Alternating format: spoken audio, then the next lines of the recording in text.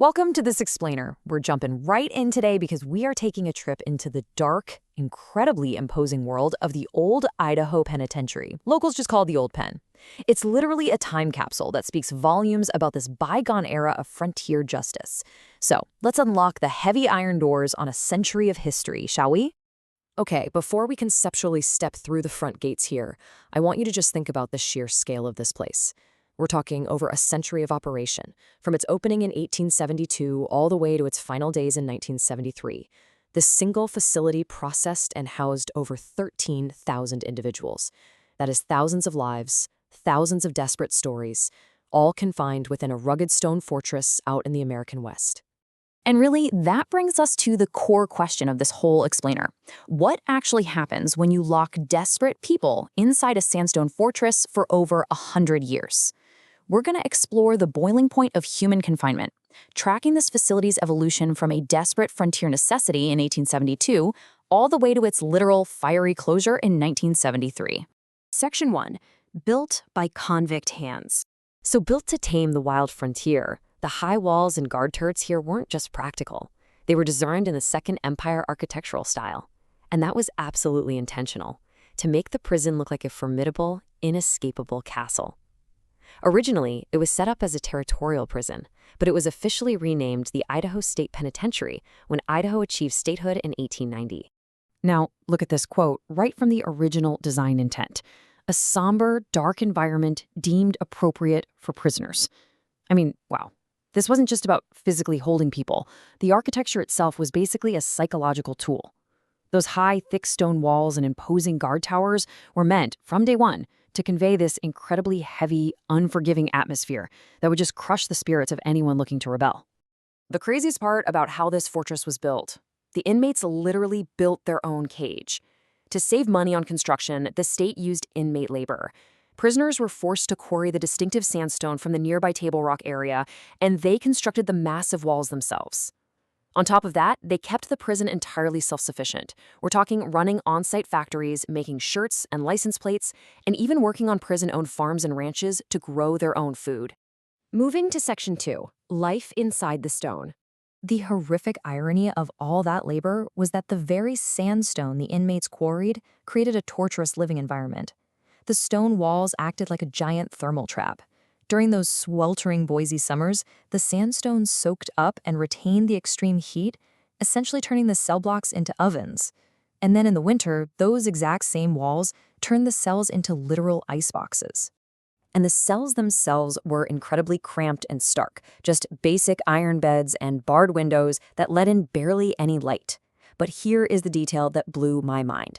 This facility lacked proper plumbing until the 1920s. Just imagine that, stifling, overcrowded conditions, extreme heat and freezing cold, and no basic plumbing for the first 50 years of the prison's existence. But it wasn't just men dealing with this. Over the prison's history, 215 female inmates were also incarcerated here. In 1906, they established a smaller, isolated women's ward right on the grounds. These women faced those exact same harsh, unforgiving realities, but isolated within an overwhelmingly male-dominated environment. It's a fascinating and honestly often overlooked chapter in the penitentiary's history. Section 3. The Gallows and the Garden. So the prison utilized this terrifying tiered punishment system if you broke the rules. First, you had the cooler for dark, oppressive isolation. Then, a step down into the dungeon for harsh sensory deprivation. And for the most extreme rule breakers, Siberia. Inmates sent to Siberia were plunged into this terrifying, claustrophobic, near-total darkness where the thick stone just completely absorbed all sound. But the psychological contrast here is just staggering. Inmates locked in the pitch-black, silent, solitary confinement of Siberia were situated literally just yards away from a beautiful, vibrant rose garden. It was originally tended by the inmates themselves, and this fragrant, serene space stood as a stark symbol of the freedom and beauty that existed just beyond their agonizing confinement. But right past that garden was the ultimate punishment. The gallows at the Old Pen was the site of 10 of Idaho's 11 state executions. The most infamous of those was the hanging of Raymond Allen Snowden. They called him Idaho's Jack the Ripper. He murdered Cora Dane in 1956, and his execution in 1957 was exceptionally gruesome.